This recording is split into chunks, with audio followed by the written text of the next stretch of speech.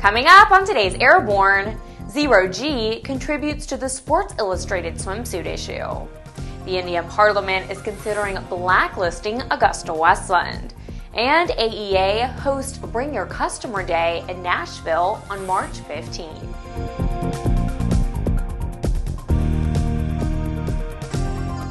Welcome to Airborne on Aero-TV. I'm Ashley Hale. Upton and Sports Illustrated have taken swimsuit modeling where it's never gone before. Flying with the Zero Gravity Corporation, Upton flipped, floated, and modeled in true weightlessness as if in outer space for Sports Illustrated 50th anniversary swimsuit issue. The shoot took place when Upton and Zero G flew out of Space Coast Regional Airport in Titusville, Florida, in a modified Boeing 727 known as G-Force One. They performed a series of 17 parabolas replicating zero gravity and lunar gravity. Zero G is the first and only FAA-approved provider of commercial weightlessness airline flights for the public. AgustaWestland may find itself frozen out of the Indian helicopter market if a measure to blacklist the company passes that country's parliament. The move is under consideration in the wake of allegations of kickbacks given to the company associated with a $733 million deal dating back 4 years for a dozen AW101 VIP helicopters. That contract has since been canceled, and the Indian Defense Ministry has already begun the blacklisting process.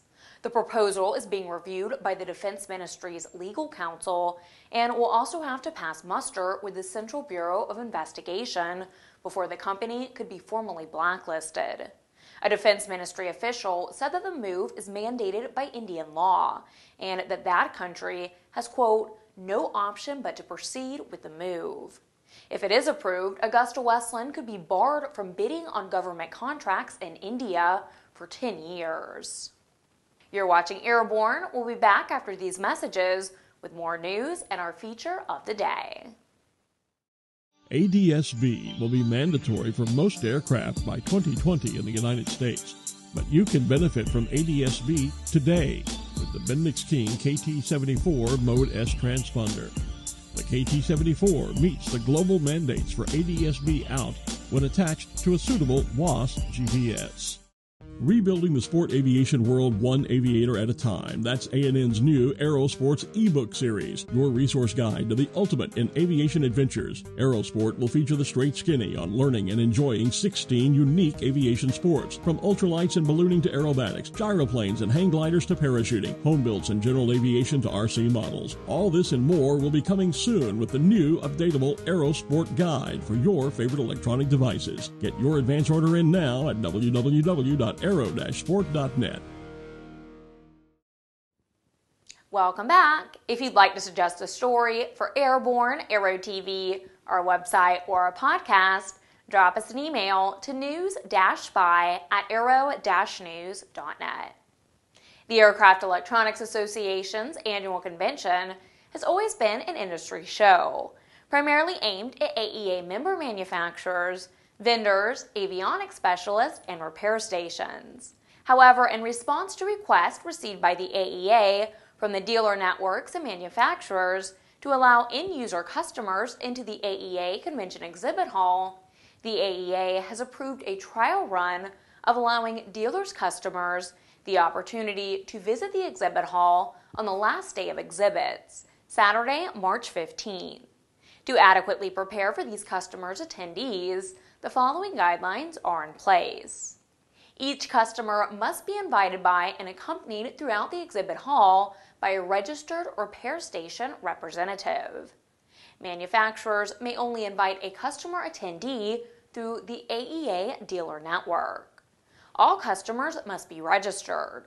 The registration fee is $50 per customer, which includes both the exhibit hall and the Saturday morning general session on the topic of ADS-B and NextGen. General aviation pilots and aircraft owners can contact their AEA member repair shop to learn more.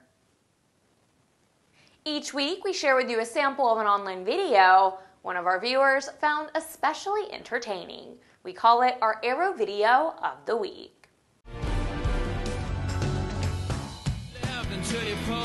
Final liftoff of Atlanta. If you're ever driving down a road in Finland and see that the military has the road blocked, pay attention. Search F-18 Hornet taking off the road on YouTube. New Mexico hopes to snag some business from Texas when the state legislature passed a bill sponsored by State Representative Bob Woolley that would eliminate sales tax on the sale of airplanes weighing over 10,000 pounds. The bill exempts aircraft sales and maintenance from sales tax if the airplane is over 10,000 pounds gross landing weight. The tax-exempt maintenance includes maintaining, refurbishing, remodeling, or otherwise modifying a commercial or military carrier over 10,000 pounds gross landing weight. The Santa Fe, New Mexican newspaper reports that Representative Woolley said that the bill could create 150 jobs in his district, where 2 airplane maintenance facilities are located. The bill's supporters said that the maintenance work was all going to Texas, where there was no such tax. Airborne is brought to you by some of the best sponsors in the aviation business.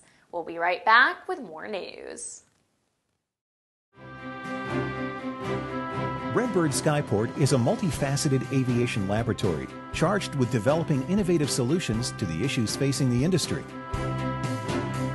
It started out as a vision for a laboratory where we could objectively measure the systems and the processes that we were developing.